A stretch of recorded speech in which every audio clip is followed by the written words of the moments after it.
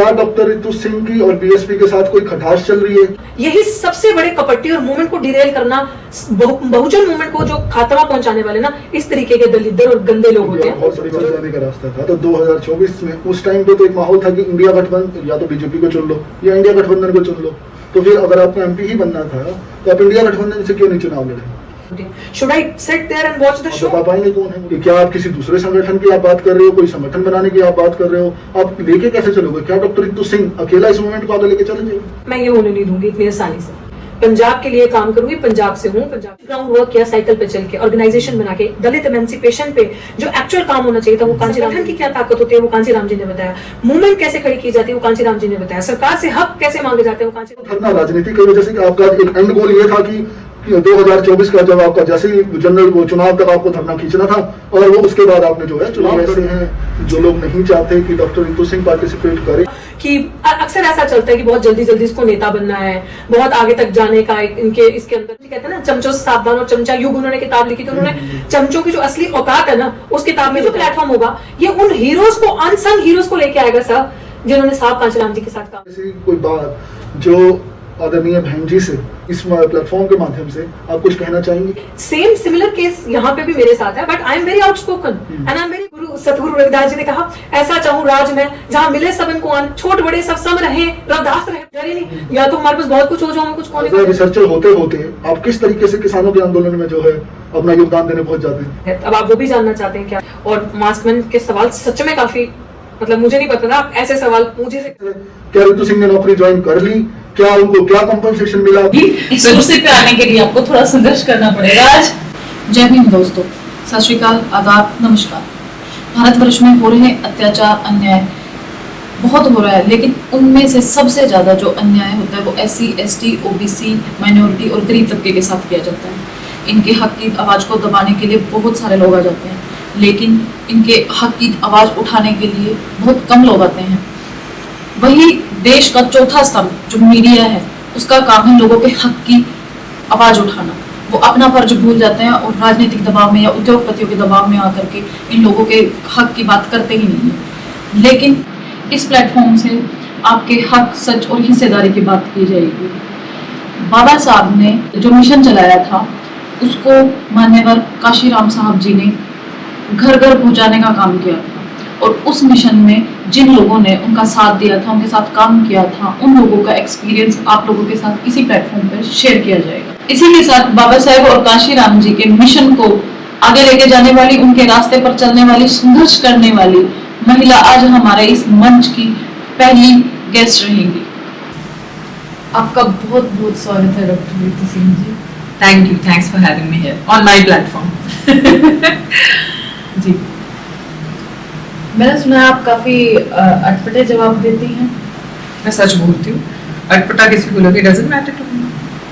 कोई बात नहीं, आपके लिए मैंने एक सरप्राइज रेडी किया हुआ है। शुरू में सरप्राइज? जी, मतलब मेरे प्लेटफॉर्म पे कुछ ही सरप्राइज? वो एक्चुअली पूरी टीम ने आपके लिए तैयार किया है। तो सवाल अभी यहाँ नहीं, मैं आपसे सवाल नहीं करूंगी। अब जो आपके लिए सवाल, आपके सवालों के लिए हमने जो सरप्राइज रेडी किया है वही आएंगे। हमारी टीम ने पूरी ने यही डिसाइड किया था कि आपसे सवाल कोई और करेगा। लोग आपको असल में जानना चाहते हैं कि रितु सिंह की जर्नी जानना चाहते हैं, और वो सच जानना चाहते हैं, आपके मुंह से सच सुनना चाहते हैं। डेफिनेटली। और मैं आपकी पहली गेस्ट हूँ, जैसे आपने मुझे इंट्रोड्यूस किया कि इस प्लेटफॉर्म पे मैं आपकी पहली गेस्ट हूँ। कल मैं उस कुर्सी पे हूँ, आप यहाँ पे होंगी। इस कुर्सी पे आने के लिए आपको थोड़ा संघर्ष करना पड़ेगा आज।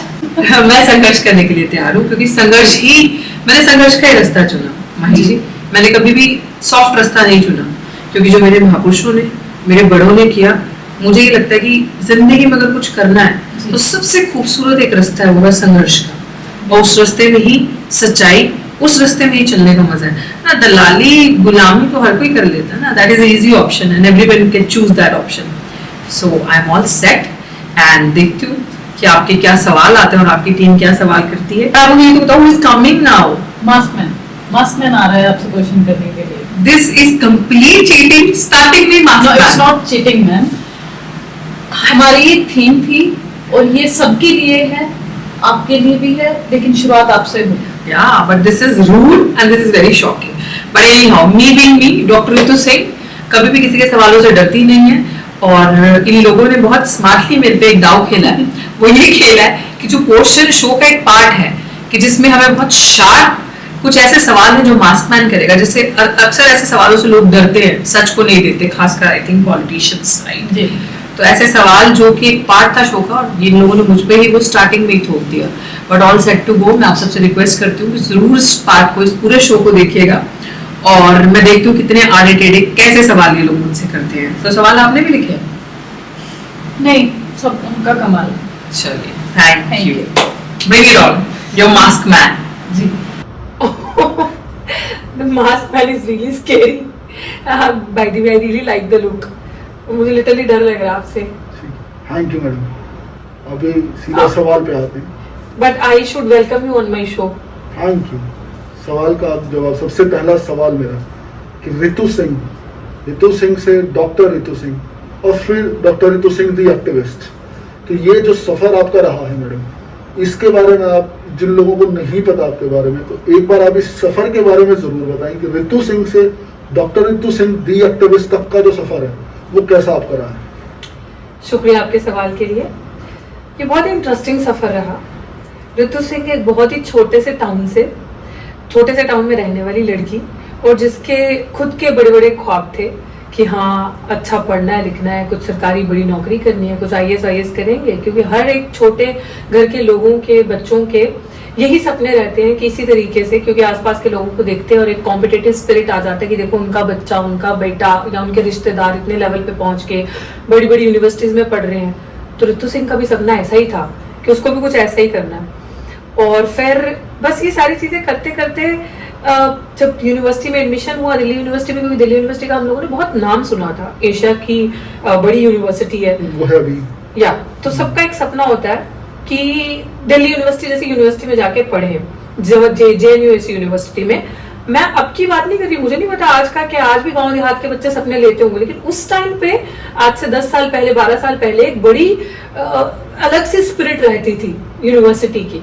तो बस छोटी सी जगह से निकले, यूनिवर्सिटी में एडमिशन हुआ, यहाँ पे आए बड़े बड़े आंखों में सपने लेकर, दुनिया देखी। और जब आए तो 1-1.5 महीने तक लगा वाह कितना अच्छा एनवायरनमेंट है, यहाँ पे कोई डिस्क्रिमिनेशन नहीं है, यहाँ पे किसी भी आधार पे कोई भी लेयर्स नहीं है, जाति की, धर्म की, यहाँ पे सब मल्टीकल्चरल लोग हैं, बड़े उस पैमाने से आते हैं और सब एक दूसरे के साथ आपस में मिलजुल के रहते हैं। बट जैसे जैसे टाइम बीता और फिर देखा, जब लोगों के साथ यूनिवर्सिटी के अंदर इंटरेक्शन हुआ, स्टूडेंट्स के साथ इंटरेक्शन हुआ एंड टीचर्स के साथ इंटरेक्शन हुआ, तो बड़ा इंटरेस्टिंग होता था। They will ask you your name, then they will ask you your identity, the moment they will get to know about your baggage.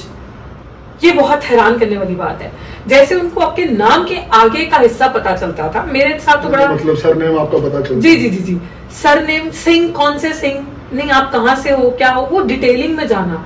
तो जब डिटेलिंग में जाना, तो जब आपकी आइडेंटिटी रिवील होती है, जब आपकी कास्ट आइडेंटिटी रिवील होती है specially, then you see there is a sudden shift, sudden change in the next interaction when you interact with them.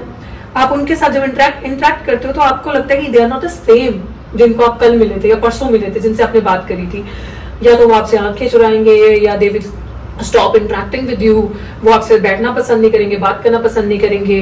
कौन ये आपका कोई फ्रेंड सर्कल, स्टूडेंट या एडमिनिस्ट्रेशन, कौन बात नहीं करना चाहता? मैं पहले स्टूडेंट लेवल पे बात कर रही हूँ ना, क्योंकि आपने डॉक्टर ऋतु सिंह का सवाल पूछा कि डॉक्टर ऋतु सिंह का सवाल, ये डॉक्टर ऋतु सिंह की जर्नी है। ये जब डॉक्टर ऋतु सिंह, सिर्फ डॉक्टर ऋतु सिंह थे, समझ रही मतलब थी। आप इनिशियली जब आप यूनिवर्सिटी में एज ए स्टूडेंट वहां थे, तो तब आपने इस चीज को रियलाइज करना शुरू किया कि टाइटल को आइडेंटिफाई करके उसके बेसिस के ऊपर आपको ट्रीटमेंट मिलेगा। एब्सोल्युटली, बिल्कुल। अगर आपका टाइटल उनको समझ में आता है और वो अगर उनको पता है कि ये इस कम्युनिटी से बैकग्राउंड है इनका, तो आपको आपका ट्रीटमेंट फिक्स है, कहने की जरूरत ही नहीं, आपको आंखों से ही मार देंगे। एंड देन उसके बाद ये सब जब चीजें हुई तो बहुत अनकंफर्टेबल लगता था। देन छोटी छोटी चीजों के संघर्ष, हॉस्टल में रहना, वार्डन के साथ संघर्ष, यूजुअली दिल्ली यूनिवर्सिटी के अंदर ना बहुत ट्रेंड है, और मैं I have no shame in saying that, क्योंकि मैंने ये चीजें बहुत सही है कि ऐसी गुंडे टाइप कोई व्यवहार की औरतों को वार्डन बनाया जाएगा, कि जो जानबूझ के जिनकी एंटी वुमेन मानसिकता होगी, मैं वुमेन हॉस्टल की बात कर रही हूँ, और बहुत ज्यादा कास्टिस्ट होंगी वो, उनका आउटलुक जो होगा, तो जान के रखा जाता है कि आपको हर तरीके से सताया जाएगा, हॉस्टल फीस को लेकर, हॉस्टल के रूम्स को लेकर, हॉस्टल में छोटे छोटे इश्यूज को लेकर, हॉस्टल में जो छोटी छोटी इलेक्शंस होती है, जनरल इलेक्शन जो हॉस्टल की बॉडी बनती है, उसके अंदर they will try their best कि हम लोगों में से जैसे लोग न जीते, जो थोड़ा जिनके अंदर आवाज है, इस तरीके की चीजें चलती थी। देन वहां पे संघर्ष किया, अपनी स्पेस बनाई। देन यूनिवर्सिटी पे क्लर्क जो क्लरिकल स्टाफ है, you won't believe, if they come from some so called upper caste titles, they are with, and the moment they get to know, जब आपका स्कॉलरशिप, मेरे साथ दो तीन हादसे ऐसे हुए जब मुझे इस चीज की कॉन्शियसनेस आई कि यार ये क्या हो रहा है। क्लियर तो यार हमें अपनी फिलॉसफी शुरू से थी, क्योंकि हम अम्बेडकराइट असूलों के साथ जिए पले बड़े हुए हैं ना, हमें घर से ही वो बेसिक तो हमारा क्लियर ही था। लेकिन जो बड़े बड़े ख्वाब उन लोगों ने, हमारे माँ बाप ने देखे, तो उन्हें नहीं पता था ये सब यहाँ इन्हें देखने को मिलेगा। तो जब यूनिवर्सिटी के अंदर जो क्लरिकल स्टाफ था, जब मेरा उनके साथ इंटरेक्शन हुआ, तो मैं अपने स्कॉलरशिप के लिए गई, तो मैंने देखा कि एक दो बारी नहीं, हर बच्चे का स्कॉलरशिप, नॉर्मली जो मेरे साथ के दूसरे कम्युनिटी के बच्चे थे, इजीली स्कॉलरशिप उनके अकाउंट में आ जा रहा है। लेकिन जब मेरा स्कॉलरशिप है वो 2-2 महीने 3-3 महीने नहीं आ रहा। हम जा रहे तो हमें हैरेस किया जा रहा है, अरे जाओ अपने आप आ जाएगा, कल आ जाएगा, अगले हफ्ते आना, अभी मैडम बिजी है, मैडम लंच पे है, 11 बजे भी लंच पे और 2 बजे भी लंच पे है। एंड फिर एक दिन जब मैंने देखा कि ऐसे नहीं चलेगा, आपको अपने अधिकारों के लिए बोलना पड़ेगा, I was like, I want to see my form जो मैंने भरा है वो, क्योंकि किसी ने मुझे बोला इन्होंने आपका फॉर्म गायब कर दिया है। सो आई आस्क्ड दैट लेडी कि मुझे मेरा फॉर्म दिखाओ, एंड उन्होंने जब मुझे मेरा फॉर्म दिखाया, कहती आपका अकाउंट नंबर गलत है। एंड मैंने देखा कि उन्होंने पहले भी, पिछली बार भी यही सेम बहाना लगाया था, अकाउंट नंबर में मेरे 11 आता था, उन्होंने 1 को 7 बना दिया, because it is very easy एक ब्रैकेट देना। तो इस तरीके से जब मैंने देखा स्ट्रगल, और इनका इतना क्रिमिनल माइंडसेट है, और इतने कास्टेस हैं कि उनसे एक क्लर्क से भी, क्लरिकल स्टाफ से भी बर्दाश्त नहीं हो रहा कि इन बच्चों को मेरिट पे इनके स्कॉलरशिप मिल रही है, पढ़ने के लिए, आगे बढ़ने के लिए अवसर मिल रहा है। देन मुझे लगा कि बोलना पड़ेगा। मेरे साथ साथ जो मेरे और फ्रेंड सर्कल में जो बच्चे संघर्ष कर रहे थे, सेम इश्यूज जब उन्होंने देखे, सेम कम्युनिटी, कोई ओबीसी से है, कोई एससी एसटी से है, कोई मिनोरिटी से है, तो सेम उनको इस तरीके का डील फेस करनी पड़ रही है। तो मुझे लगा कि no Ritu, you need to speak for them, क्योंकि जो अंदर गुस्सा भरा है, जो आपके अंदर चल रहा है कि now it is the time कि आप अपने हक अधिकार के लिए बोलो और इनके लिए लड़ो। Then there was a Muslim girl from OBC, I remember there was a Sikh girl with me only, my friends from Punjab, Jalandhar वगैरह साइड से। तो मैंने उन लड़कियों को कहा कि डरने की जरूरत नहीं है, ये हमें सताएंगे हर तरीके से। आई प्रिपेयर्ड देयर माइंड, और फिर मैंने उनके साथ उनके लिए छोटे छोटे लेवल पे लड़ाई लड़ी, और वो हक अधिकार उन्होंने लड़ाया। फिर उसके बाद हमारा स्कॉलरशिप थोड़ा नॉर्मली, जहाँ 3-3 महीने लगते थे, वहां 15-15, 20-20 दिन के डिले में हमें मिलने लगा। एंड देन इस तरीके से हमारी जर्नी स्टार्ट हुई। इस तरीके से यूनिवर्सिटी को, एडमिनिस्ट्रेशन को, टीचर्स को हमारे बारे में पता चला कि ओके ये कुछ है, इनका कुछ एग्जिस्टेंस है, इनके साथ इतनी जल्दी इनको तंग नहीं करना, पंगा नहीं लेना। फिर और लोग जब जिनके साथ कुछ गलत होता था तो वो ढूंढते थे, डॉक्टर रितु को बुलाओ, डॉक्टर रितु, तब रितु सिंह को बुलाओ, रितु सिंह कहाँ है, वो साइकोलॉजी की स्टूडेंट है, उसको बुलाओ, she will fight for your case. तो बस ऐसे। ओके, फिर डॉक्टर रितु सिंह, यानी कि जब आपने दिल्ली यूनिवर्सिटी में पीएचडी का एडमिशन लिया, और उसके बाद जो हमारी टीम ने रिसर्च करके देखा कि आपका जो टाइटल भी रहा है, जो आपका रिसर्च रहा है, वो भी आपने दिल्ली यूनिवर्सिटी के टीचर्स पे, जिन्होंने जो एक स्पेसिफिक कास्ट से आते हैं, उनको किस तरीके का डिस्क्रिमिनेशन फेस करना पड़ता है, ऐसा कुछ थीसिस था आपका, क्या है, आप थोड़ा सा उसके बारे में भी बताएं। Yeah, and the topic was very interesting. It's like exploring the emerging complexities of caste identity, and then there is a colon, a study of University of Delhi college teachers.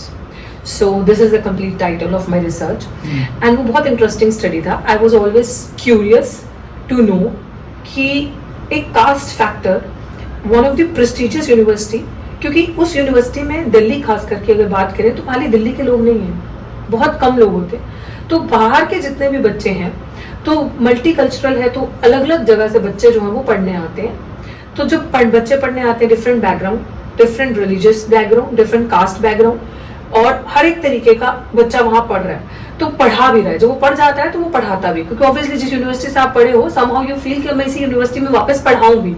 तो वो पढ़ते पढ़ते बच्चे जब पढ़ाने भी लगते हैं, तो मुझे लगा कि जब स्टूडेंट लेवल पे इतना ज्यादा है, और टीचर्स के बिहेवियर के अंदर as student and as researcher mainly, जब मैंने ये चीजें नोटिस करी और फील करी कि टीचर्स का भी आंखों के अंदर दोहरापन है, that duality is there, that double behaviour is there, some आंखों से आपको दिखा देना इज देयर। तो मुझे लगा कि दिस स्टडी इज इंटरेस्टिंग। सो आते आते पीएचडी का जो टॉपिक इनिशियली डिसाइड हुआ था, जो मेरी इनिशियल सुपरवाइजर थी, शी वाज जो बहुत मतलब वो भी बहुत कास्टस व्यवहार की थी और बहुत ही श्रूड लेडी जिसे मैं कहूंगी वो थी, and she still been my that time joint supervisor, and I have no shame in saying that. तुम हो यार, तुम हो, तुम्हें एक्सेप्ट करना पड़ेगा कि तुमसे हम जैसे बच्चे बर्दाश्त नहीं होते, हम जैसे लोग बर्दाश्त नहीं होते।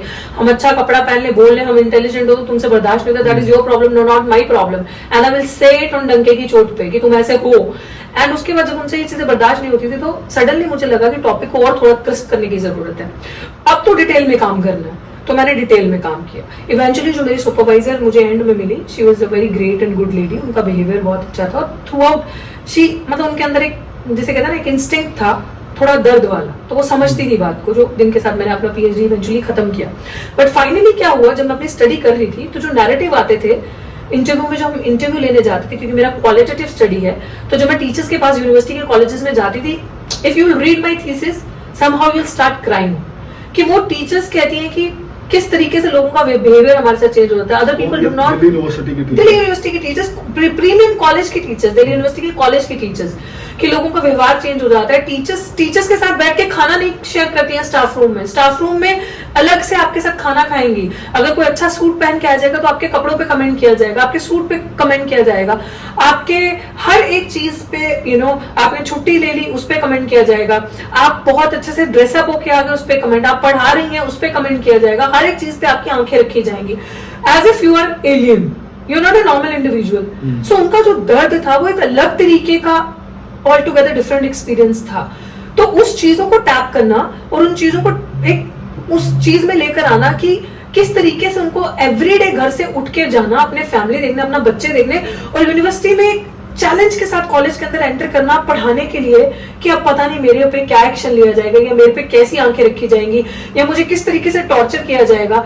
उनके नॉर्मल क्लास लेने के लिए अभी अगर टीचर जाती थी तो उसके पूरे बिहेवियर को स्कैन किया जाता था, उसको स्कैन किया जाता था, भाई who are you to scan.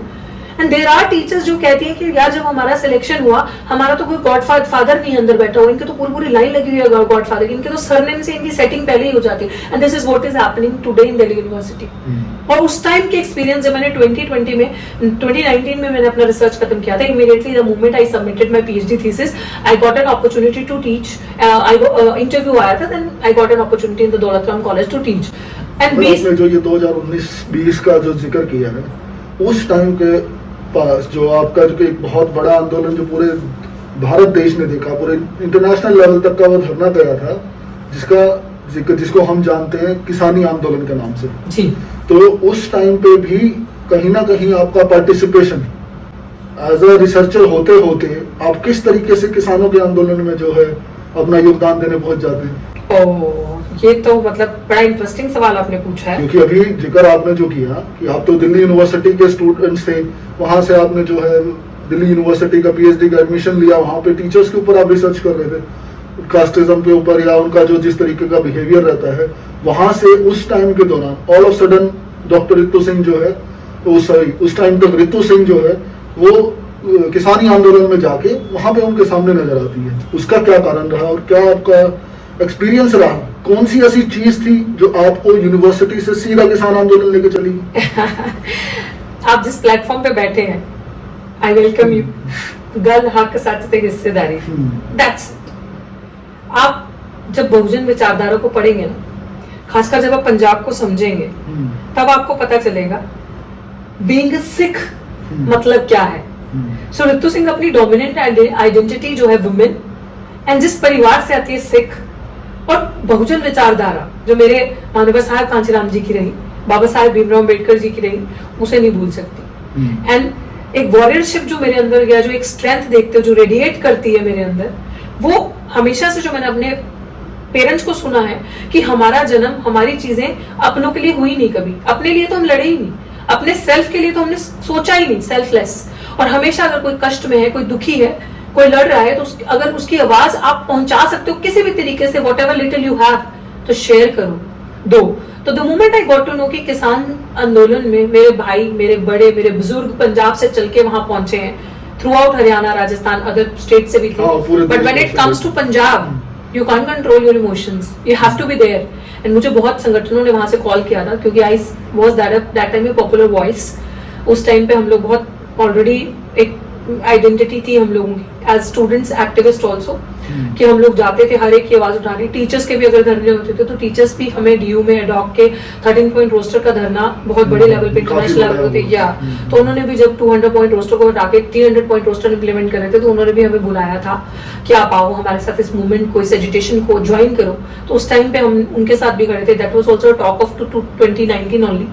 Then उस time during that time protest भी चल रहा था और हम लोगों ने उनको फुल पार्टिसिपेशन, मैंने किसान आंदोलन में जितना अपना बेस्ट दे सकती थी दिया और मैंने आवाज उठाई। अगर किसी को प्रॉब्लम थी तो रहे, आई डोंट केयर, क्योंकि वो संवैधानिक अधिकारों को मांगने के लिए वहां पे बैठे थे। एंड वेयरएज आई बिलीव कि जहां पे भी संवैधानिक हकों का हनन होगा वहां पे डॉक्टर रितु सिंह आपको सबसे पहले मिलेगी। If I am convinced so I will be there. ऐसी कौन सी बातें हैं जो उस धरने से रिलेटेड, क्या वो धरना राजनीति की वजह से, कि आपका एक एंड गोल ये था कि 2024 का जब आपका जैसे ही जनरल वो चुनाव तक आपको धरना खींचना था और वो उसके बाद आपने जो है चुनाव लड़ना था, क्या वो धरना उस चुनावी एंड गोल तक सोच के, विचार के, तब जाके प्लानिंग से आपने वो धरना लगाया और उसको वहां तक लेके गए, ऐसा था? या क्या इस धरने के बारे में आप थोड़ा सा और डिटेल में इस चीज का हमें बताएं। सो आई एम लिटरली ग्रेटफुल और मैं बड़ी ही हाथ जोड़ के इस प्लेटफॉर्म के माध्यम से उन सब छोटे बड़े, छोटे छोटे बच्चे, बुजुर्ग जिन्होंने मूवमेंट को जिया, जिन्होंने मूवमेंट को समझा, जिन्होंने साहब के साथ काम किया, जो बाबा साहेब भीमराव अम्बेडकर जी की आइडियोलॉजी पे काम करते आए हैं, उनसे हाथ जोड़ के तहे दिल से धन्यवाद करती हूँ। पंजाबी जी कहते हैं धन्यवाद कर दिया सारे आदा। आप जहां से भी चल के आपने छोटा छोटा योगदान जो मेरे प्रोटेस्ट में दिया, कि आपने उस प्रोटेस्ट को एक इंटरनेशनल लेवल का प्रोटेस्ट बनाया, एजुटेशन बनाया। वो प्रोटेस्ट सिर्फ प्रोटेस्ट नहीं था, वो प्रोटेस्ट एक लिव्ड एंड लिविंग एक्सपीरियंस था। सबसे बड़ी चुनौती कि मुझे मरना नहीं है जो होता है, और मुझे नौकरी से बढ़कर न्याय चाहिए। अब वो न्याय डॉक्टर तो पूरा नाम ही जो था नौकरी नहीं, हाँ जी, न्याय चाहिए। बिल्कुल, मेरे धरने का नाम जो था धरने का, वो नौकरी नहीं, न्याय चाहिए। तो मुझे न्याय किस लिए चाहिए? न्याय ये नहीं था कि मुझे न्याय चाहिए कि आप मुझे नौकरी में वापस रख लो तो मेरा न्याय हो गया। मुझे न्याय चाहिए हर उस बेबस बच्चे के लिए, हर उस स्कॉलर के लिए, हर उस दर्द वाले व्यक्ति के लिए जिसको यूनिवर्सिटी में से गलत तरीके से निकाल दिया गया। यूनिवर्सिटी प्रशासन की अगर वो हाँ में हाँ नहीं मिला पाया, अगर उसके लिहाजे में जी हजूरी नहीं थी, जिस तरीके से हमने सुना है फेस बहुत बड़ी, तो अगर उसने जी हाँ जी करके उनकी बात नहीं मानी और उसको निकाल दिया गया, इस चीज से मुझे दिक्कत थी। और जिस तरीके से रोहित वेमुला के साथ हुआ, जिस तरीके से पायल बहन के साथ हुआ, जिस तरीके से आईआईटी के आयुष के साथ हुआ, आईआईटी में भी रिसेंट आप देखो तो 12 सुसाइड केसेस हो चुके हैं रिसेंट, मतलब कुछ ईयर्स के अंदर। तो मैं नहीं चाहती थी कि ये दोबारा हो। देखो, मेरा ये भी मानना है कि नौकरी हम अपने लिए करते हैं, मूवमेंट को जीना, मूवमेंट को लड़ना, that is that you're living for the people, you're living for the generation to come, कि आपकी जो आने वाली पीढ़ी है ना, वो उस यूनिवर्सिटी के अंदर सर उठा के आए, सर झुका के ना जाए। जो मेरे साथ हुआ, जो मैंने वो घृणा, वो नफरत लोगों के अंदर, जो वो एक आंखें लोगों की देखी, वो मेरी आने वाली पीढ़ियों के साथ ना हो। So I should set an example कि भैया इस यूनिवर्सिटी में हम भी उतने ही वैल्यूड है जितने बाकी हैं, हमारा भी उतना ही से है जितना बाकियों का है। So हमारा का मतलब आपके क्या है कि आपके हमारा इन द सेंस किसका, क्या आप अपनी आइडेंटिटी को असर्ट करते हैं कि कास्ट की आइडेंटिटी को, समाज को, as a woman, as a किस तरीके से आप जो कह रहे हैं कि हमारा जो है आप collective voice of SC, scheduled caste, definitely Dalits, इनसे per se SC, ST, OBC minorities, it's a collective voice of 85%। Simple, there is no rocket science behind this, कि वो हमारा मीन्स कि जो स्पेशली सबसे पहले जो स्ट्रेटा में सबसे नीचे आता है, जो सबसे सताया वो तबका है, जिसके साथ हर तरीके का शोषण, डिस्क्रिमिनेशन, जिनकी बहन बच्चियों के साथ रेप होना बहुत कॉमन है, जिनके साथ हर तरीके को ऐसे ही समझा जाता है ये तो कीड़ों मकोड़े हैं, जानवरों से भी बदतर व्यवहार किया जाता है। स्पेशली उनकी वॉइस को एक असर्शन, उनका असर्शन इतना स्ट्रॉन्ग हो कि सदियों तक कानों में गूंजे और डरा जाए, उनके बच्चों के साथ इस तरीके का व्यवहार करने से पहले 100 बार सोचा जाए। और आगे बात एक महिला होने की, डोमिनेट आइडेंटिटी कैसे भूल जाओ। उठा के देखो गंदी नजर मेरी यूनिवर्सिटी, जिस यूनिवर्सिटी के अंदर मैंने धरना किया किसी महिला के ऊपर, 100 बार सोचोगे कि वो मंजर दोबारा ना आ जाए। और मेरे लिए कोई बड़ी बात नहीं है, मैं दोबारा खड़ा कर दूंगी, क्योंकि मेरे को तो सड़क की लड़ाई लड़नी है। मैं दोबारा वो मंजर खड़ा कर दूंगी आपके लिए, अगर दोबारा किसी बच्चे को सताया, दोबारा किसी यूनिवर्सिटी के टीचर के साथ ऐसा किया। एक इंसिडेंट आपका जो है उस धरने के दौरान हमें सुनने को मिला।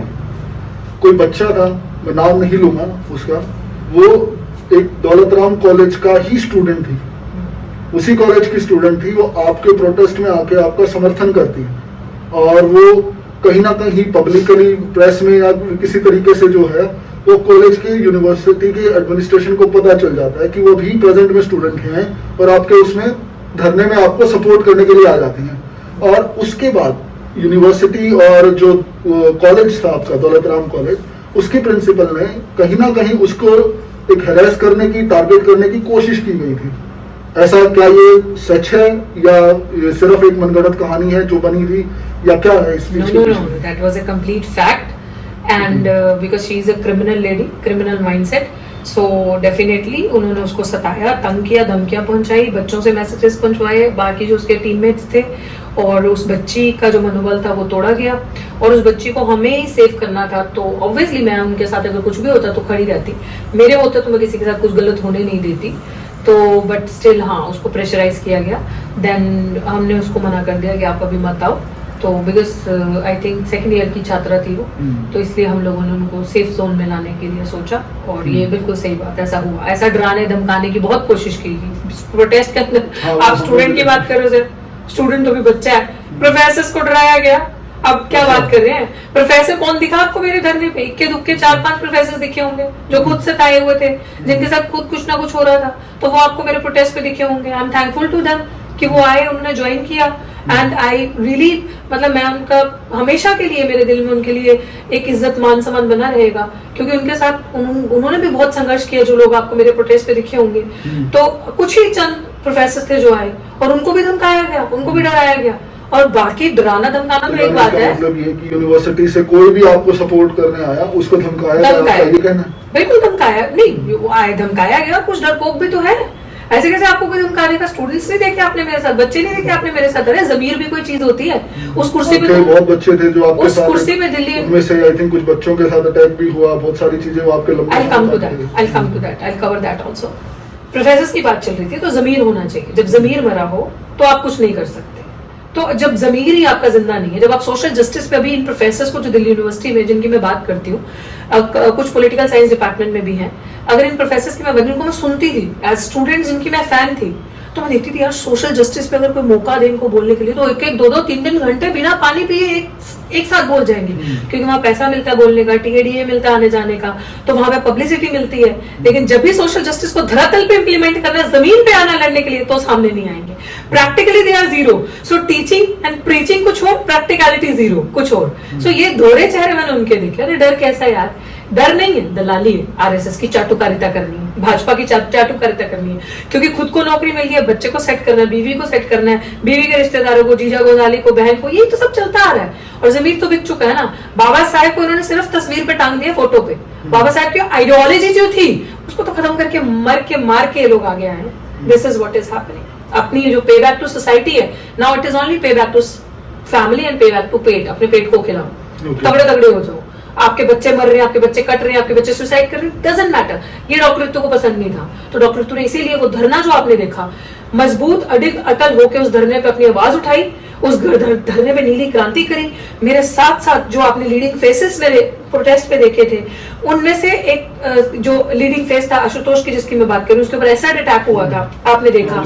बिल्कुल एसिड अटैक हुआ, लेकिन क्या जील और क्या एंथुसियाज्म था कि एंड तक लड़ा। और एक दिन पहले उसकी एसिड अटैक हो, क्योंकि अगले दिन हमारा बहुत बड़ा कॉल था और मेरे साथ वो स्टेज को लीड कर रहे थे यूनिवर्सिटी में, कि वो धरना उठाने तक के लिए इतने बेबस हो गए कि कोर्ट गए।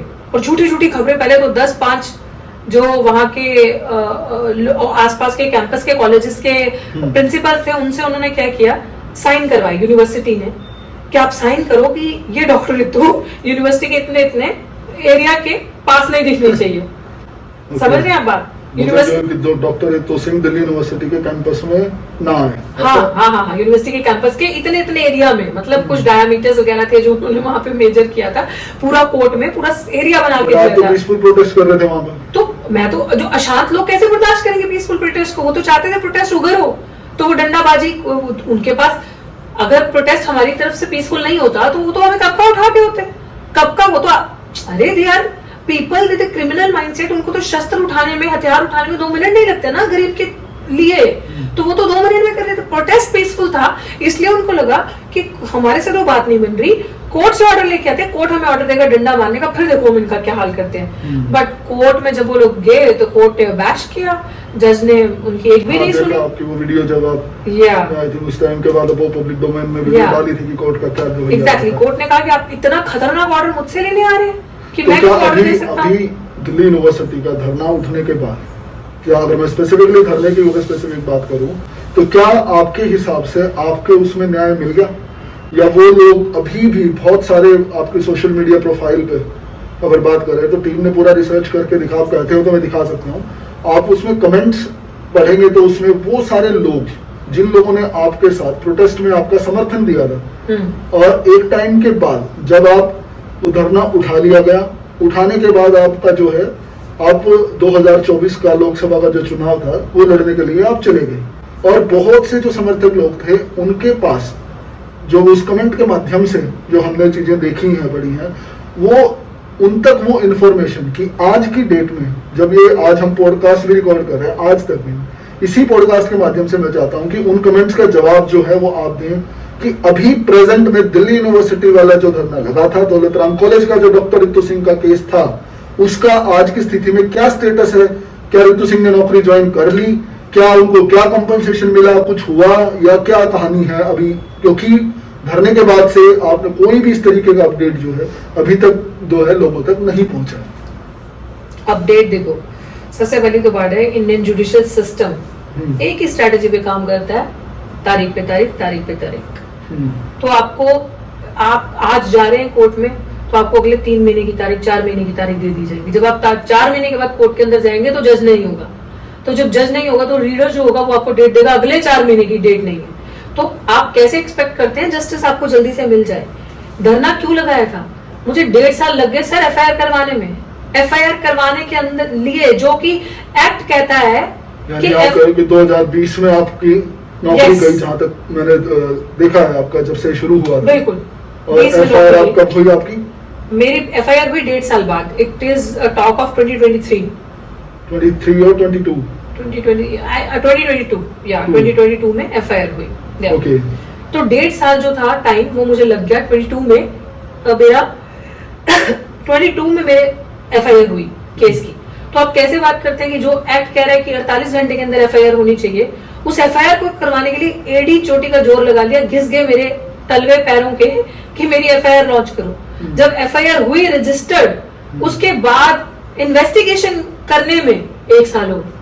जब इन्वेस्टिगेशन हो गई, इन्वेस्टिगेशन के दौरान आरोप साबित हो गया कि इन्होंने, तो साबित तो कोर्ट करेगा, साबित एज इन की चार्जशीट तैयार हो गई, चार्ज पुलिस के हिसाब से, जी पुलिस के हिसाब से बात कर रही हूँ कि चार्ज बन गया। मेरे लिए तो साबित ही हो गया ना, क्योंकि मैं तो सच्ची थी, मैं तो सच्ची बोल रही थी कि वही थी। पुलिस के हिसाब से जो आरोप आपने लगाए थे, Absolutely. आपने उन इन्वेस्टिगेशन पुलिस ने करी, और उनके बेस, उस इन्वेस्टिगेशन के बेसिस के ऊपर आप सही पाई गई पुलिस की इन्वेस्टिगेशन में, और वो रिपोर्ट बना के जो कि चार्जशीट की फॉर्म में कोर्ट में जाती है, वो वहां पे चली गई थी।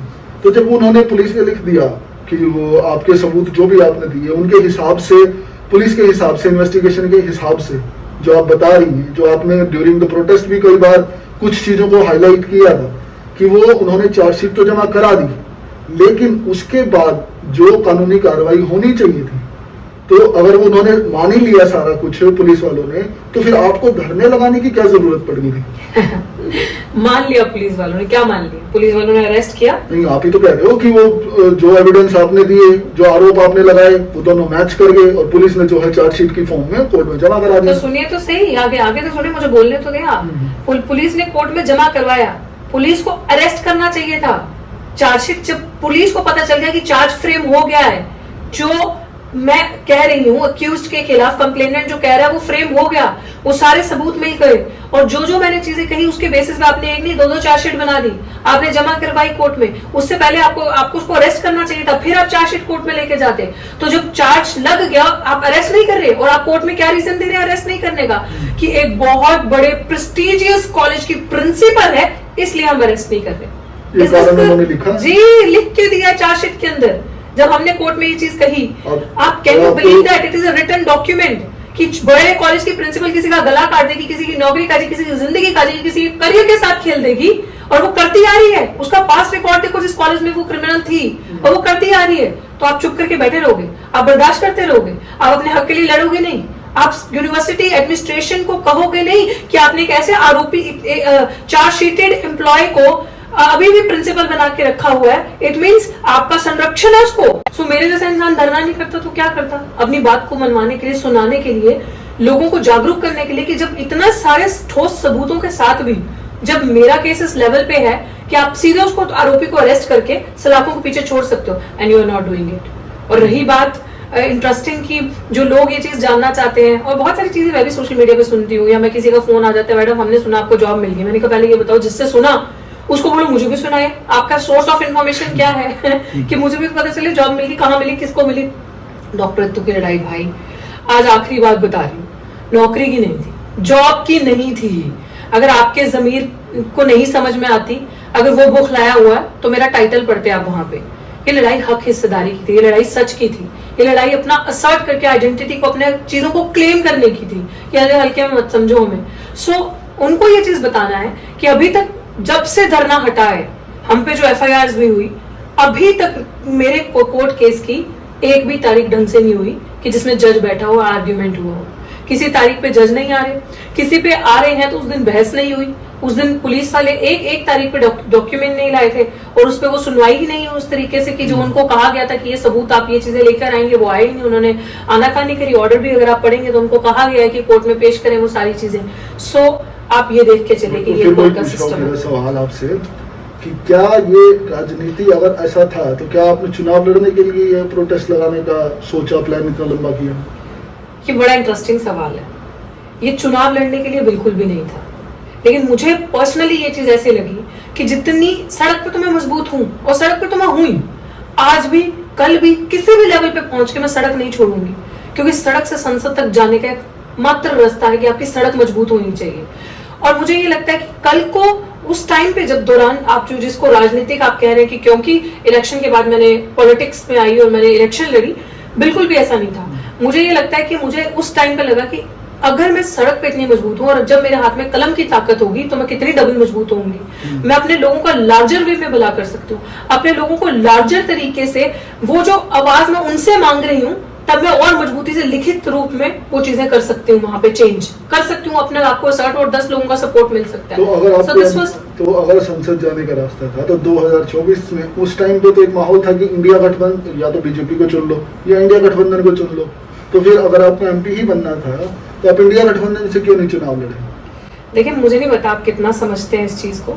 You're a part of my team. सबसे बड़ी चीज होती है विचारधारा, आइडियोलॉजी, और मैं बहुत बहुत प्राउड फील करती हूँ कि मेरी जिंदगी का पहला चुनाव, और मैंने पहला चुनाव माननीय साहब कांचीराम जी की बनाई हुई पार्टी से लड़ा, which is BSP, and I feel super proud, extremely grateful कि जिस विजन को साहब ने जिया और जिस रास्ते पे उन्होंने चला, बाबा साहब की आइडियोलॉजी को साइकिल पे चल चल के लोगों को घर घर तक पहुंचाया, और एक मुकाम पे आके सोशल ग्राफ से पॉलिटिकल ग्राफ बनाया उन्होंने। और डॉक्टर रितु को जब अपॉर्चुनिटी मिली लाइफ की पहली, और डॉक्टर रितु ने साहब कांचीराम जी की बनाई हुई पार्टी से चुनाव लड़ा, इससे बड़ी प्रिविलेज की, इससे बड़ी प्राउड मूवमेंट मेरे लिए कोई नहीं हो सकती। तो मैं रही बात जी, लेकिन जब आपने चुनाव तो लड़ा, लेकिन चुनाव लड़ने के बाद कुछ टाइम तक तो आप BSP के प्रोग्राम्स और मीटिंग्स में नजर आए, लेकिन एक सवाल जो है वो बहुत सारे लोगों का है, जो पब्लिक डोमेन में काफी सारे लोगों ने सेम वही आपकी सोशल मीडिया प्रोफाइल्स पे कमेंट किए हुए हैं, प्लस लोगों ने पर्सनल मैसेजेस वगैरह, जो भी टीम को किसी को कोऑर्डिनेट करके या जो भी हमने एक रिसर्च करके जो कुछ सवाल जो है स्पेसिफिकली आपसे पूछने के लिए जो है टीम के किसी साथी ने, उनके भी हाफ पे जो आम जनता है, सीधा सा एक सवाल नजर आता है कि क्या डॉक्टर रितु सिंह की और BSP के साथ कोई खटास चल रही है कि इलेक्शन के बाद से लेके अब तक उनके जो एक्टिव पार्टिसिपेशन जो BSP के मंचों पे होना चाहिए था वो उस तरीके से नजर नहीं आ रहा है। पहले आपका पहला सवाल का जवाब दे देती हूँ। आपने कहा इंडिया गठबंधन से क्यों नहीं चुनाव लड़ा, सो आपको तब फर्क समझ आ गया मेरा सीधा सीधा कि मेरी विचारधारा का, तो विचारधारा का ही मुद्दा है। पार्टी में एक्टिव पार्टिसिपेशन की आप बात कर रहे हैं, कि जो आपने अभी कहा कि आप डॉक्टर ऋतु एक्टिव पार्टिसिपेट क्यों नहीं कर रही है किसी भी प्रोग्राम पे। हाँ, मैं भी ये चीजें देखती हूँ कि बहुत सारे सवाल इस तरीके से आते हैं, कमेंट्स आते हैं। मैं हैरान हूँ कि सारे मेरी रिसर्च कितनी है और मास्क मैन के सवाल सच में काफी, मतलब मुझे नहीं पता था आप ऐसे सवाल मुझे से करेंगे। सो आपके इन सवालों का जवाब कि मंच पे क्यों नहीं नजर आती। बहुत प्रोग्राम मैंने भी देखे, बहुत मैसेजेस मैंने पढ़े कि आप ट्वीट नहीं करती, आप बोलती नहीं है, ये सारी चीजें, कि जितना भी कुछ हो रहा है, जो दिशा निर्देश मुझे मिला है, ये सिर्फ उसके रिगार्डिंग मैं काम कर रही हूँ। कैसा दिशा निर्देश, किससे क्या दिशा निर्देश मिला है? बहन जी से, सुप्रीमो से। तो आप बहन जी से मिले हैं? जी आपकी बिल्कुल, मुलाकात हुई? बिल्कुल बिल्कुल, मेरी कब दो हुई मुलाकात है और उस मुलाकात में क्या हुआ था? मेरी 2 बार मुलाकात हुई। एक बारी 9 अक्टूबर को हुई, जिस दिन मान्यवर साहब कांचीराम जी का परिनिर्वाण दिवस होता है, और फिर अगली बारी मुझे वहीं से कोटी से कॉल आया, दिल्ली में जो उनका घर है, कि आपको बुलाया गया है, बहन जी ने आपसे मिलना है। तो आई थिंक ये 12 तारीख की बात है, 3 दिन बाद तो मुझे कॉल आया, तो फिर मैं 12 तारीख को मिलने गई थी उनसे पर्सनली। और जो आप बात कर रहे हैं कि डॉक्टर ऋतु बीएसपी के मंच पे नहीं दिखती, डॉक्टर ऋतु एक्टिव पार्टिसिपेशन नहीं है, कि डॉक्टर ऋतु के दिल के अंदर कुछ खटास चल रही है, ऐसा कुछ नहीं है। डॉक्टर ऋतु के दिल के अंदर खटास नहीं है। हाँ, डॉक्टर ऋतु नहीं दिख रही है, ये वैक्यूम डॉक्टर ऋतु को भी दिख रहा है कि डॉक्टर ऋतु नहीं दिख रही है, बट डॉक्टर ऋतु मजबूर है, क्योंकि 9 अक्टूबर को जब वहां पे एक बड़ी साहब का दिहाड़ा दिन मनाया जा रहा था, डेथ एनिवर्सरी के उपलक्ष्य में सब इकट्ठे हुए थे। तो जब वहां पे एक मीटिंग रखी गई, क्योंकि दिल्ली का चुनाव इलेक्शन पास थे, सो दिल्ली से मैंने बहुत बड़ा प्रोटेस्ट किया है। और दिल्ली में आपने देखा है कि किस तरीके से हम लोगों का एक बेस जो है उस लेवल पे काफी स्ट्रांग है उस एरिया में। तो कुछ लोग थे जिन्होंने पार्टी के अंदर ये चीजें सोची कि डॉक्टर ऋतु और उनकी टीम को जिम्मेदारी दी जाए, ताकि ये लोग फ्रूटफुल एक रिजल्ट की तरफ युवाओं को लेकर जो इलेक्शंस है दिल्ली में, उसमें एक अच्छा इनका यूटिलाइजेशन हो, लोगों को विचारधारा के बारे में बताएं, महिलाओं को अपने हक अधिकार को और पार्टी की विचारधारा के बारे में जागरूक किया जाए। तो 9 तारीख को उन्होंने मुझे वो जिम्मेदारी दी थी। किसने दी? बहन जी ने खुद, जब आकाश जी ने मुझे इंट्रोड्यूस करवाया, तो एक जोन के अंदर डिवाइड करके यूनिवर्सिटी के आसपास का एरिया थोड़ा सा था, जो कहा था कि यहाँ पे काम करना है, तो बहुत सारे लोग थे, तो मुझे भी दिया। फिर देन सडनली मुझे 3 दिन के बाद कॉल आता है 12 तारीख के लिए कि आपको मिलना है। तो मैं ऑलरेडी पंजाब के लिए निकलने वाली थी, तो मैं थैंकफुली दिल्ली में ही थी, तो मैं रुक गई। मैंने कहा ठीक है, मिलके जाते हैं। तो जब कॉल आया तो I was happy also, then I did go there, और मैं बैठी, फिर बात हुई, फिर जो उन्होंने कहा तो वो चल रहा है, वो उस दिशा निर्देश के तहत। अब आप वो भी जानना चाहते हैं क्या? अगर आप कंफर्टेबल हैं तो जरूर। मैं क्यों कंफर्टेबल नहीं होंगी? मैं सच बोलती हूँ और सच बोलने के लिए जानी जाती हूँ। प्लेटफॉर्म, इसीलिए इस प्लेटफॉर्म का नाम भी इसीलिए मेन आप ये रखा है कि इस गल हक सच ते हिस्सेदारी में। जी, तो सच हम जानना चाहते हैं कि क्या दिशा निर्देश आपको आदरणीय बहन जी की तरफ से आपको मिला, और जो आप कह रहे हैं कि मैं उसी हिसाब से काम कर रही हूँ। बेसिकली क्या होता है ना, कि जब हम गए तो वहाँ पे बहन जी के जो वर्ड्स थे, मैं आपको वो बताती हूँ एग्जैक्ट। उन्होंने मुझे सिंपल हालचाल पूछा, फिर पूछा कि क्या है, बैकग्राउंड थोड़ा बहुत जाना। तो उन्होंने कहा कि अभी जो आपको 9 तारीख को जिम्मेदारी दी थी ना मैंने, वो भी आप रहने दो, अभी मत करो। कुछ पार्टी 3 दिन के अंदर ही? जी, अभी आप बता रहे कि 3 दिन पहले आपको बोला काम करना है। Exact on the 3rd day, 3 दिन भी नहीं हुए थे, तो ऑन द 3rd डे ही उन्होंने कहा कि जो दिशा निर्देश अभी उस दिन जो दिए थे आपको जिम्मेदारी, आप अभी रुक जाओ, वो उस पर कुछ मत करो, अभी वो आप उसको वहीं रख दो। तो क्योंकि कुछ लोग हैं जो नाराज हो गए थे, कुछ लोगों के अंदर कुछ चीजें थी जो कह रहे थे, उनके कुछ गिले शिकवे या कुछ चीजें होंगी, तो अभी आप वो चीजें वहीं रोक दो, और बाकी पार्टी को, मूवमेंट को थोड़ा देखो समझो, क्योंकि बहुत सारी चीजें ऐसी हैं जो हमें अपने लेवल पे देखनी है। तो मैंने सत्य वचन कहा, और जैसा सुप्रीमो ने कहा, and I came out of that place. तो क्या ये माने कि कुछ लोग ऐसे हैं जो लोग नहीं चाहते कि डॉक्टर ऋतु सिंह पार्टिसिपेट करें, क्योंकि आपका पार्टी ने आके दिल्ली चुनाव में आपने जो भी बताया कि जिस तरीके से आपने धरना भी लगाया, प्लस आसपास के कुछ एरियाज की ड्यूटी भी जो है वो आपको दी गई थी, तो उससे कहीं ना कहीं पार्टी को मजबूती ही मिलती। तो उसके पीछे मना करने का कारण क्या ये समझा जाए कि कुछ लोग ऐसे हैं जो डॉक्टर ऋतु सिंह को काम नहीं करना देना चाहते, और वो इतने पावरफुल हैं कि एक जो भी एक नेक्सस बोलो या किसी भी इन्फ्लुएंस में किसी भी तरीके से जो है वो आपको रोकने में कामयाब होते हैं, कुछ ऐसा माना जाए? हाँ, बिल्कुल जो सत्य है वो सच ही है, ऐसा बिल्कुल है, क्योंकि लोगों को पता है कि ये लड़की सच बोलती है, और लोगों को ये चीज का डर है कि इसके आने से या इसके क्लोज होने से हमारी दुकानदारी बंद हो जाएगी। दुकानदारी मतलब? क्योंकि उनकी दुकान चल रही है ना। कुछ लोग जो लोग दूसरों का, आने वाली पीढ़ियों का रास्ता बंद करते हैं, जिन लोगों का घर गृहस्थी चलती ही सिर्फ इधर की इधर चापलूसी चुगली करके उन लोगों को ये लगता है कि जो युवा पीढ़ी आगे बढ़ रही है सच हक की बात कर रही है, क्योंकि हम विचारधारा को, आइडियोलॉजी को बहुत अच्छे से समझ गए हैं। तो हमें काम करने का सड़क पे मजा आता है, हमें लोगों के बीच में अपने लोगों को जागरूक करने का मजा आता है, और हम गलत नहीं बर्दाश्त करते, क्योंकि हमारे पास खोने का कुछ डर ही नहीं है ना, कुछ डर ही नहीं। या तो हमारे पास बहुत कुछ हो जो हमें कुछ खोने का डर हो, तो जब कुछ है ही नहीं तो खोने का क्या डर है। तो काम करने का एक जुनून है, तो एक एनर्जी है।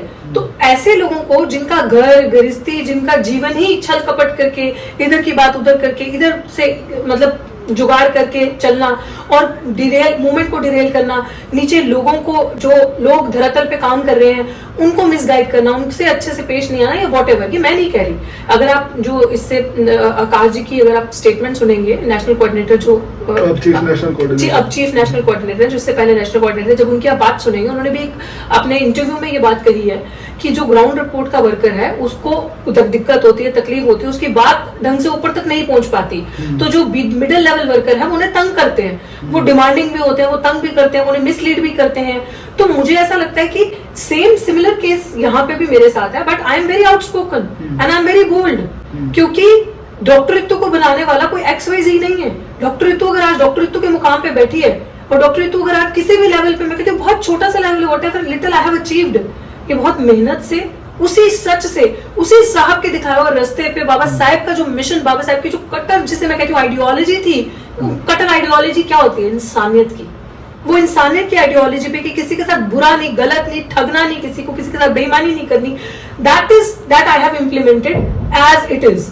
तो किसको जो बेईमानी कर रहा होगा उससे तो प्रॉब्लम होगी, तो लोगों को प्रॉब्लम थी, तो लोगों से बर्दाश्त नहीं हुआ, आप जाके किस मिसगाइड किया होगा, कुछ कहा होगा कि अक्सर ऐसा चलता है कि बहुत जल्दी जल्दी इसको नेता बनना है, बहुत आगे तक जाने का इनके इसके अंदर वो है, तो ऐसे ऐसे करे।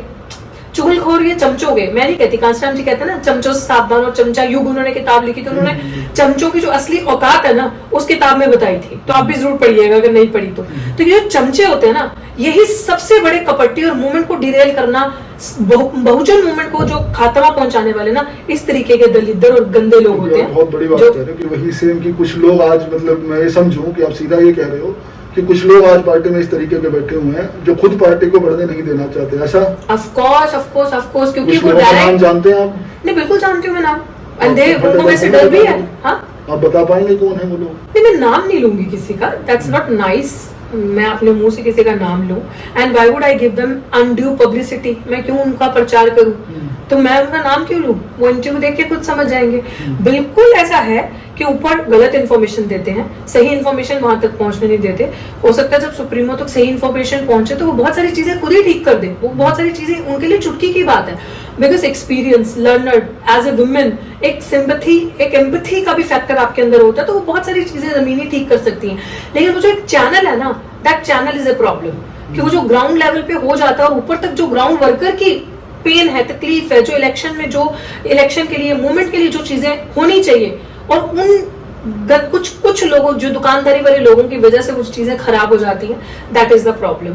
बढ़ते चेहरे को आगे अपॉर्चुनिटी मिलने से पहले ही कट कर देना, दैट इज द प्रॉब्लम। अगर इस पॉडकास्ट के माध्यम से अगर आप कोई मैसेज या कोई ऐसी कोई बात जो आदरणीय बहन जी से उस समय जब भी आपकी मीटिंग हुई होगी, जितने भी समय में किसी भी कारणवश अगर आप कुछ नहीं कह पाए या कोई ऐसी बात जो भी थी, तो क्या आप कुछ ऐसा मैसेज या कोई ऐसी कोई बात जो आप इस वीडियो या पॉडकास्ट के इस प्लेटफॉर्म के माध्यम से आप कुछ कहना चाहेंगी?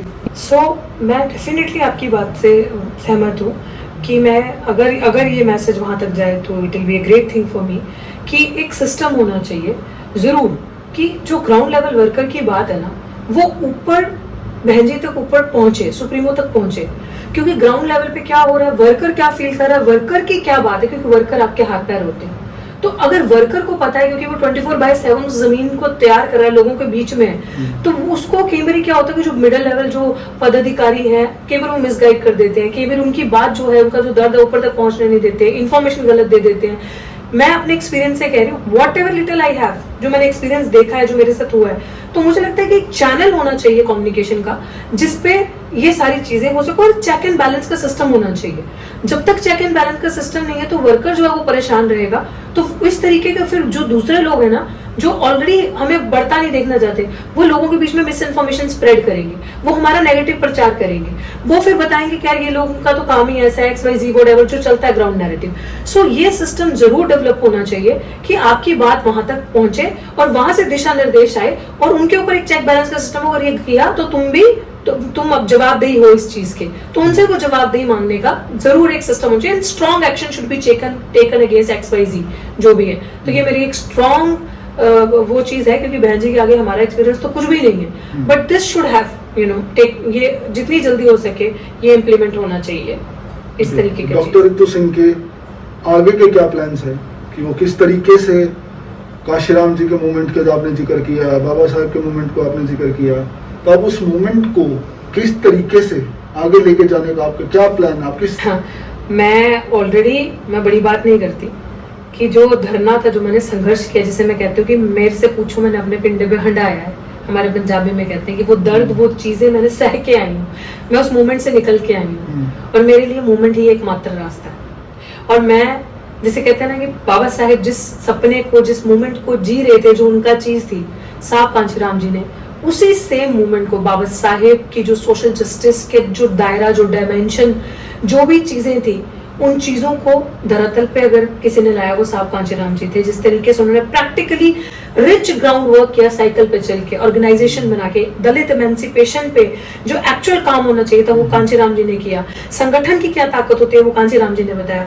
मूवमेंट कैसे खड़ी की जाती है वो कांशीराम जी ने बताया। सरकार से हक कैसे मांगे जाते हैं वो कांशीराम जी ने बताया कि किस तरीके से एक एक मूवमेंट को जिया जाता है। तो बस I learn from them and I am a huge fan of his work और मैं उन्हीं के दिशा निर्देश पे चल के आगे काम करूँ। तो जैसा आपने बताया कि इसी मूवमेंट को लेके बहुत से सामाजिक संगठन हैं, बहुत सारे लोग आज की डेट में, बहुत से ऐसे लोग हैं, बहुत से ऐसे संगठन हैं, बहुत से ऐसे पॉलिटिकल, ऑलमोस्ट सारी ही पॉलिटिकल पार्टीज बोलते हैं कि भैया हम जो हैं बाबा साहब के मिशन को जो है हम लेके चल रहे हैं। तो आप ऐसा क्या कर रहे हो अलग से कि क्या आप किसी दूसरे संगठन की आप बात कर रहे हो, कोई संगठन बनाने की आप बात कर रहे हो, आप लेके कैसे चलोगे? क्या डॉक्टर रितु सिंह अकेला इस मूवमेंट को आगे लेके चलेंगे?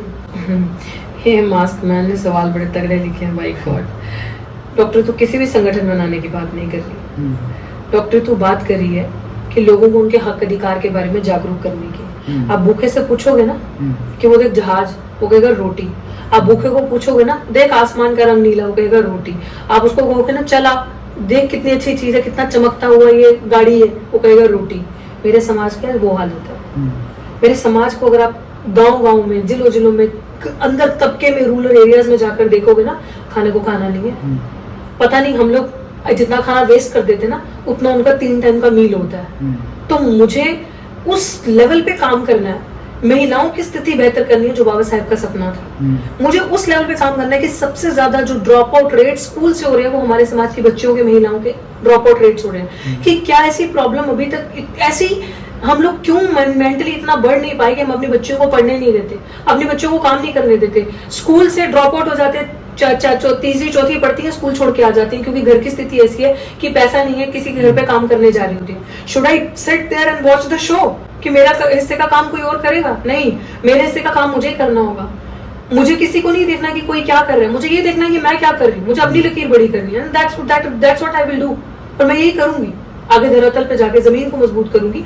Movement, my only focus is कि जो साहब कांशीराम जी का मूवमेंट है, जो डिरेल होता नजर आ रहा है हमें, उस मूवमेंट को सही तरीके से दोबारा पटरी पे लेकर आना। पंजाब के लिए कोई स्पेसिफिक प्लान आपके? ऑफ कोर्स, साहब डॉक्टर रितु सिंह 2027 का चुनाव लड़ेगी? चुनाव के बारे में भी मैं बिल्कुल भी नहीं सोच रही। अभी एक हो गया चुनाव, ये वक्त बताएगा क्या हालात हैं, क्या चीजें। लेकिन सबसे बड़ी चीज अगेन मैं बार बार बता रही हूँ, मूवमेंट। पंजाब के लिए काम करूंगी, पंजाब से हूँ, पंजाब की बच्ची हूँ। जो मेरे बाप ने मुझे सिखाया है, जो मेरे फादर साहब ने मेरे अंदर बीज बोया पंजाब को लेके, जो हमारे हीरोज रहे हैं, जो मेरे गुरुओं की कुर्बानी है, जिस रास्ते पे साहब कांशीराम जी चले, मैं definitely I will work for my Punjab first and then other things. और पंजाब के लिए मेरे क्या प्लान्स हैं, अभी आने वाले टाइम पे आप देखोगे बहुत सारी चीजें अनफोल्ड होंगी। बहुत सारी चीजें हैं जो हमारी पूरी टीम ने डिसाइड की हुई हैं, हम कर रहे हैं एवरी डे, उस पे रोड मैप बन रहा है, एवरी डे काम हो रहा है। और पंजाब को लेके जिस तरीके से पंजाब में नशा बढ़ रहा है, मुझे नहीं पता कोई प्रैक्टिकली कितना काम कर रहे हैं, क्योंकि अक्सर पॉलिटिकल पार्टीज के लिए this is issue of agenda part. But काम तो कर रही है जो भी प्रेजेंट सरकार है। मैं देख रही हूँ कितना काम कर रही है, हम देख रहे हैं कितना काम कर रही है। जितना पैसा उन्होंने प्रचार पे लगाया ना अपना बजट, इतना पैसा अगर असली में लोगों की जिंदगी सुधारने के लिए, इतना पैसा भी मतलब जो स्कीमें हमारे लिए, जो हमारा बजट है वही हमें दे दो। पंजाब के अंदर अगर मैं सिर्फ एक तबके की बात करूं, 85% जो कांशीराम जी का था ना, अगर मैं 85% की भी एक सेकंड के लिए सिर्फ बात नहीं भी करूं, सिर्फ शेड्यूल कास्ट की बात कर लो, जो SC/ST फंड है, तो आज 40% प्लस है यहाँ पे। ऑलमोस्ट 75% पंजाब एक गरीब तबका बना रहा है पंजाब का। आपको वोट तो चाहिए उनका, आपको उनके लिए उनकी पॉलिसीज इंप्लीमेंट नहीं करवानी। RT एक्ट के तहत वो कानून सरकार ने लागू कर दिया, कोर्ट ने ऑर्डर दे दिया, सरकार ने अभी तक इंप्लीमेंट नहीं किया उसको उस तरीके से। अरे किसको बेवकूफ बनाना है, किसको मूर्ख बनाना है? तो आपको इनका क्योंकि सोशल मीडिया के थ्रू आप जैसे या और यूथ देख लेता है और उनको लगता है कि पार्टी बहुत काम करेगी। No, they are capturing everything, they are playing with your mindset, they just have one agenda. अभी आपने मनीष तिवारी का रिसेंटली इंटरव्यू देखा ना, साम नाम दंड भेद से, मनीष सिसोदिया का Tiwari, because I contested against him and एक कॉन्स्टिट्यूएंसी से हम लड़े थे, सो इसलिए याद आ गया। एनीवे, मनीष सिसोदिया का आपने वो देखा, उन्होंने कहा साम दाम दंड भेद से, झूठ के हुआ सच के हुआ कैसे भी करके लड़ेंगे। या तो this is there actual reality. Youth for equality शुरू किया, रिजर्वेशन के against was there stand. So how will I trust them? आज आप बाबा साहब की फोटो दफ्तर में लगाने से हमारा भला, हमारी एमेंसिपेशन नहीं हो जाएगी। हमारा एमेंसिपेशन, हमारा भला हमें तब होगा जो पॉलिसीज हमारे लिए हैं उनको एज इट इज इम्प्लीमेंट करो। जो व्यवस्थाएं हमारी महिलाओं के लिए, बच्चों के लिए, जो रोजगार की व्यवस्थाएं हैं, डेवलप दैट। हमारे बच्चों को ठगो मत, बड़े बड़े स्टेडियम में एसी के कमरे, हॉल बुक करवा के, कॉन्फ्रेंसेस करके, प्रेस कॉन्फ्रेंसेस करके, उनको एक दिन का वन डे शो दिखा के। No no no, as long as Ritu Singh is there, doctor Ritu Singh is there, मैं ये होने नहीं दूंगी इतनी आसानी से। कोई ऐसा स्पेसिफिक मैसेज जो आप यूथ को देना चाहें, पंजाब को देना चाहें या महिलाओं को देना चाहें, कोई भी एक स्पेसिफिक मैसेज, कोई बहुत ही शॉर्ट में अगर आप कोई देना चाहें तो क्या होगा वो मैसेज? शॉर्ट में डेफिनेटली ये मैसेज होगा मेरा कि अपने आपके लिए लड़ाई कोई लड़ने नहीं आएगा, आपके हक के लिए कोई बोलने नहीं आएगा। जब तक आप अपने आप को सबसे पहले जागरूक करो, और एजुकेशन एक मात्र ऐसा रास्ता है। आई अंडरस्टैंड कि पढ़ाई एक होगा, सर्टिफिकेट्स लिए, डिग्रीज ली कि आपको नौकरी प्राप्त करनी है, लेकिन एजुकेशन मतलब वो आपका ये ना वाइडन करता है, बढ़ाता है। जब आपको सोचने की क्षमता जागती है ना, जब आपकी क्रिटिकल थिंकिंग होती है, तब आप किसी भी चीज को एज इट इज एक्सेप्ट नहीं करते। तब आप जैसा कि सवाल नहीं करेंगे कि सरकार काम कर रही है, तब आपकी थिंकिंग मेरी जैसी हो जाएगी, भैया रिजल्ट बता, रिपोर्ट कार्ड दे, तब आप रिपोर्ट कार्ड मांगोगे। तो यूथ को सबसे, क्योंकि यूथ इज फाउंडेशन है, तो यूथ जब अपने आप पास देखते हो ना, या लोग आपको बेवकूफ बनाने आ रहे हैं, स्टार्ट आस्किंग क्वेश्चन, सवाल करो। जब आप सवाल करोगे ना, आपसे लोग डरेंगे। आप अपने अंदर क्षमता पैदा करो। इसी तरीके से पंजाब के आगे जो मेरा विजन है कि I will open Ambedkar study centres करके, बहुत सारी हमारी चीजें हैं जो इस तरीके से, जो हमारे मूवमेंट को सबने डिरेल किया, खत्म किया, हमारे इतिहास को इतिहास किया, चाहे वो हमारा सिक्खी का इतिहास रहा हो, पंजाब में हमारे गुरुओं का इतिहास रहा हो, चाहे वो बहुजन समाज का इतिहास रहा हो, सबने सबको खत्म किया। तो किसी ने भी हमारे इतिहास को इंटैक्ट करके नहीं रखा कि हमारे बच्चों को समझ में आए। सो इसीलिए ये पॉडकास्ट भी एक मीडियम है। मैं यूथ को भी इस माध्यम से मैसेज देना चाहती हूँ कि जितने भी सोशल मीडिया के इन्फ्लुएंसर्स हैं, ये मंच, मीडियम, ये प्लेटफॉर्म आपका है। आप पढ़ो, लिखो, समझो। मेरा पंजाब के अंदर, मोहाली के अंदर ऑफिस है। If you need me any time, I will be there with you, I will be there to guide you, my team will be there to assist you. आपके लिए हमेशा है, लेकिन डरना नहीं है, लड़ना है अपने हक अधिकार के लिए, सवाल करना है अपने हक के लिए। और ये मंच जो इतने पंजाबी च लिखा हुआ है, गल हक सच ते हिस्सेदारी दी, ये हक सच हिस्सेदारी दी गल करूंगा आप सबके लिए। और आप सबके लिए सोशल मीडिया पे इतने इन्फ्लुएंसर्स हैं, मैं कहती हूँ बहुत शुक्रिया सोशल मीडिया का। जैसे कि इंट्रोडक्शन में आपसे पहले जो साथी थे उन्होंने ये बताया ही कि हमारी आवाज दबाने वाले तो हजारों आ जाते थे, उठाने वाला इक्का दुक्का आता है, उसमें से भी आधा राजनीति करके निकल जाता है, आधों के हिडन स्वार्थ होते हैं, तो हमारी आवाज उठाने वाला कोई नहीं है। सो ये जो प्लेटफॉर्म होगा, ये उन हीरोज को, अनसंग हीरोज को लेके आएगा सर, जिन्होंने साहब कांशीराम जी के साथ काम किया। ये प्लेटफॉर्म उनके लिए है। हाँ, हमारे पंजाब में क्या होता है ना, आपको 2 मिनट लेके बता देती हूँ, क्योंकि आई थिंक आज मैं इस कुर्सी पे हूँ, कल मैं उस कुर्सी पे होंगी, तो मैं इस मंच के माध्यम से बताना चाहती हूँ कि ये मंच उन लोगों के लिए मंच है।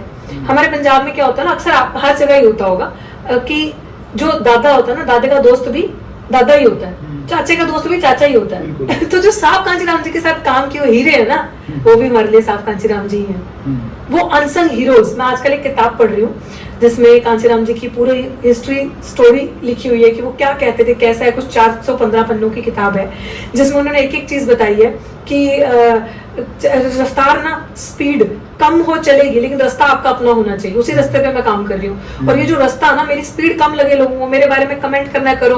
उन्होंने कहा है कि राजनीति में या सोशल मूवमेंट में आपको धक्के भी मिलेंगे, लोग आपकी बात भी करेंगे, आपके बारे में बुरा भी बोलेंगे, आपके कैरेक्टर को भी असैसिनेट करेंगे, doesn't matter. I have develop a thick skin, मोटी चमड़ी, मुझे मैंने फर्क नहीं पहनता। कि फर्क पहनता है मेरे तो आ नहीं रही ना, I am not taking it. So coming back to the point कि ये जो प्लेटफॉर्म है, ये उन हीरोज को मैं छान छान के लेकर आऊंगी कि आओ इस मंच पे अपना एक्सपीरियंस साझा करो और हमारी यंग जनरेशन को, यूथ को बताओ कि साहब कैसे थे, साहब क्या करते थे, साहब कैसे, उन्होंने कहा भूख लगी है तो हवा खाओ।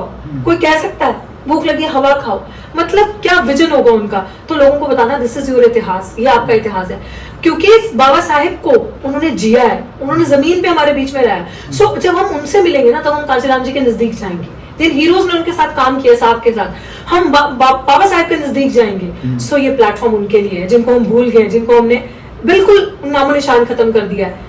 ये प्लेटफॉर्म उन बच्चों के लिए है जो सोशल मीडिया पे आज कहीं ना कहीं अपना अस्तित्व बना के बैठे हैं, जिनके हैंडल्स की वजह से हमें न्यूज देखने को मिल जाती है, वरना हम मेन मीडिया हमें कवर नहीं करता। अभी आपसे पहले जो साथी थी माही जी ने बताया कि मेन मीडिया हमें कवर नहीं करता, वो तो चाटुकारिता में व्यस्त है। ये प्लेटफॉर्म उनकी बात करेगा, पंजाब की कलेक्टिव वॉइस की बात करेगा, ये भाईचारिक सांझ की बात करेगा कि भाई कोई वितकरा ना करो।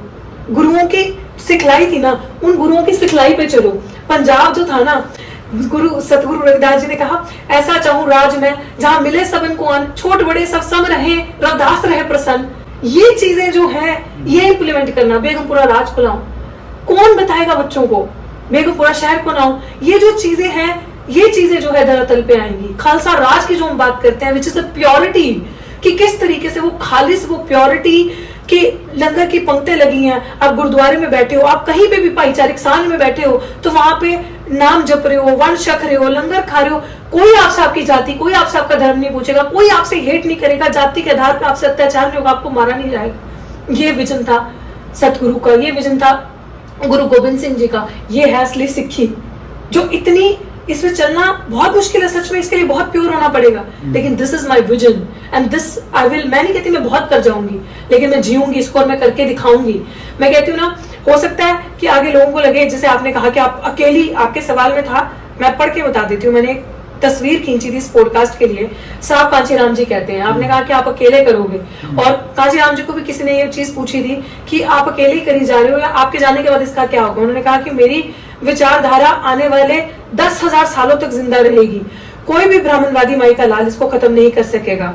आप सोचते होंगे कि यह किसी शेख चिल्ली जैसी बात है, लेकिन मैं आपके साथ वादा करता हूं कि जब तक भारत की धरती सही सलामत रहेगी, मेरी विचारधारा भी सही सलामत रहेगी। आप ये ना सोचें कि मेरी विचारधारा को आगे कौन लेकर जाएगा। समय समय पर जिम्मेदार व जागरूक जुझारू लोग पैदा होते रहेंगे, जो मेरी विचारधारा व मेरे आरंभ किए हुए आंदोलन को आगे से आगे लेकर जाते रहेंगे। ये शब्द साहिब कांचीराम जी, बताओ बैठ सकती हूँ मैं चैन से? जब आप एनलाइटन हो जाते हो ना, जब ये चिंत आपके अंदर लगी है ना, ये दर्द आपको है ना कि ये मेरे महापुरुष कह रहे हैं, तो भैया मैं तो जाग गई, मेरे अंदर वो आ गया है। तो वो विचारधारा, मुझे ऐसा लगता है कि उन्होंने एक बड़ी फनी बात की थी, किसी ने उनको पूछा तो उन्होंने कहा कि मेरे पास घोड़े नहीं है, मुझे गधों से ही काम चलाना है। तो मैं कहती हूँ वो गधा मैं ही हूँ, और मैं वैसा ही काम करूंगी, मेहनत करूंगी खूब, लेकिन मैं स्मार्ट मेहनत करूंगी। Today is the time, 21st century, we have digital media, so I have created this platform for those also। ये प्लेटफॉर्म उनके लिए भी, उनकी आवाज के लिए की। लोग कहेंगे कि पहले राजनीति करी, अब ऐसा सवाल मैंने सुना कि पहले राजनीति करी, आपका भी सवाल था अभी कि राजनीति करी, तो राजनीति करके फिर पहले संघर्ष, धरना किया, धरना करने के बाद राजनीति करी, राजनीति करने के बाद अब ये इस तरीके का एक प्लेटफॉर्म, पॉडकास्ट शुरू कर दिया। तो इस तरीके का जो प्लेटफॉर्म है, बाबा साहब को आप देखो, लॉ मिनिस्टर, संविधान भारत का लिख दिया, इतना पढ़े लिखे, 32-32 डिग्रियां, मूक नायक का अखबार को बनाया, जर्नलिज्म को प्रमोट किया। So if he can do it, why not I? And I am doing it on a purpose, for a purpose, कि मेरे लोगों की आवाज बाहर नहीं जाती सर। हमारे समाज के लोगों को कोई मेन मीडिया कवर नहीं करता, हमारे समाज के लोगों का दुख दर्द लोग बाहर नहीं बताते हैं।